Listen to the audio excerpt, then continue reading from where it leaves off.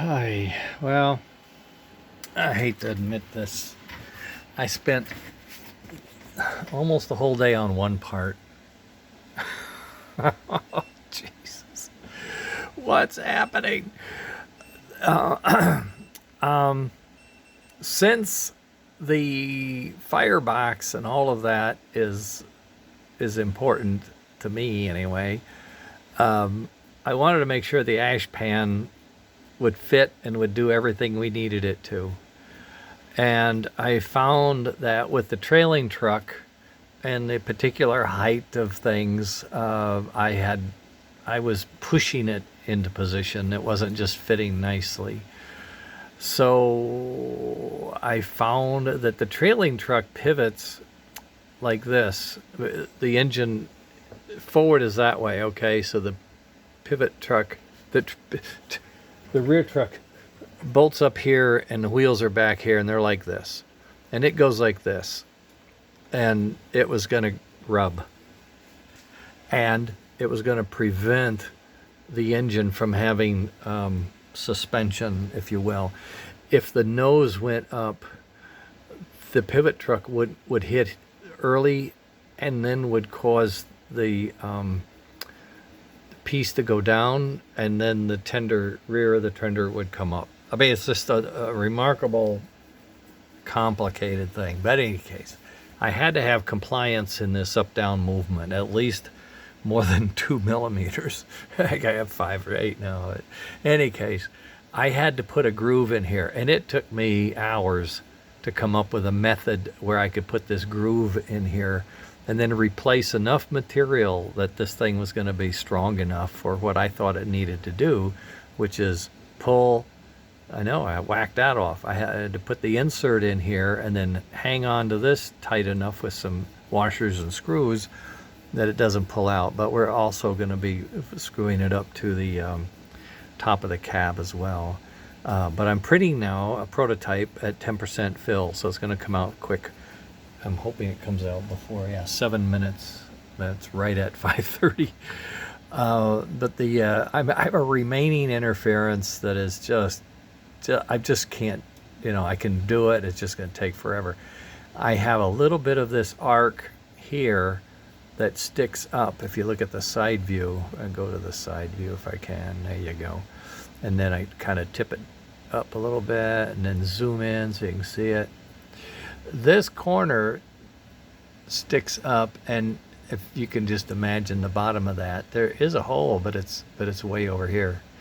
So it's going to run into this. This little pie-shaped piece is going to be an interference when I pull this thing together. If I do that now, let's see, if I get a body and I grab this thing and I grab that axis and I just start sliding it up till they mate. Let's see if I'm out of the way now. Looks like I got it from the side. Let's bring it over so we can all see it now. What you'll see is right there. It's not quite level, but pretend it is. There it is. There's the interference. That piece is digging into this bottom piece just ever so slightly. And it's doing it. It's not really doing it as far back as I said, but it's doing it. It's hard for me to show you. It's doing it right in here. It's right in here. So it's a little thing. Now it looks like what I can do is push that up on the firebox and get it out of the way. I can do that. I can angle those two pieces up from the corner. And that just takes time. And the next thing you know, another hour has passed, right? And what'd you do today? Well, I piled up all my stuff so I could see the table. I have more table space for crap, and yet what happens is the stuff just grows. It grows. At any rate, I had to put this together to get a good feel for this, and it looks good. Up close, it's about 10 millimeters. And when it's pulling, it's about 15. The truck moves. It's got a little rub. That's going to take care of it. I didn't get the wheels. This is not the real chassis. That's the real chassis. I just stuck it on here to test this piece. And And that's what I was doing, testing this piece and making sure, because I don't want to do something and then can't. So, but any case, the engine, the tender part is really, really ready. So I lopped everything off, filed it down. I put the little divots in here so these guys can poke out. The grease box pokes out if you need to. Makes those tighter turns, and you have compliance on that. Everything is smooth, rolls nice. I tested it. It rolls really good. I got the speakers in the mail today. I got a couple varieties, but I've got one that's enclosed plastic, 1 inch, has its own baffle. That could work. I'm gonna try it. And then I got some replacements for this one, which are supposed to fit in here. This one looks like it's too small. I may have measured something wrong. I don't know. Any rate, I have these. I know what I need to do. Increase the wall thickness on the inside. It'll make it more strong too.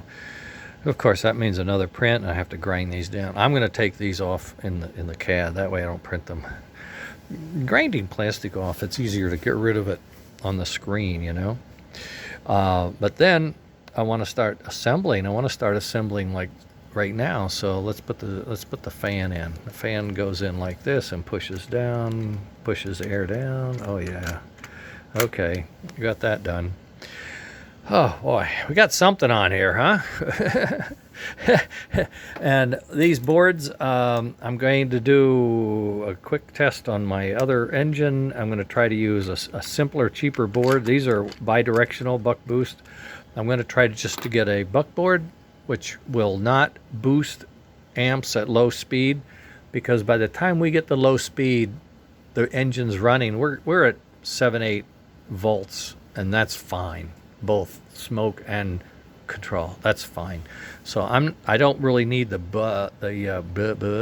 boost part. I needed the boost part when I was using TMCC and Mike's Train House, Proto Sounds, and Rail Pro, because they will operate at 3 volts. They'll move at 3 volts, which is like amazing. Really, really slow. I had no power for the smoke, so that's when I went to the buck boost. So I think I can pull that function out, and that creates a lot of heat. So I can stop that, cut down on the heat. We get the fan if we need it, but that's okay. And then, you know, we're in fine shape. It's just these, and I get 2 hours in the morning, 4 hours in the afternoon, most of the time. And this part that I'm printing right now just took forever to get the way I wanted, or the way I thought it should be. And it's still not perfect. I'm still going to be grinding on I'm just going to grind that out on this one. Yes, Dremel saves the day again. Yeah, right. Vintage model train meets 3D printing and grinder. It's one of the more unique shapes of anything I've ever done, and I'm hoping that it will do what we need in a strong way. But that's it. I apologize. Just running out of steam. I'll post what I can tomorrow, and I'll let you know how it goes. We are right at the edge. We're at the door. We're at the door. I can smell the pizza. Let me in. You know, we're coming in. All right. Later, gang.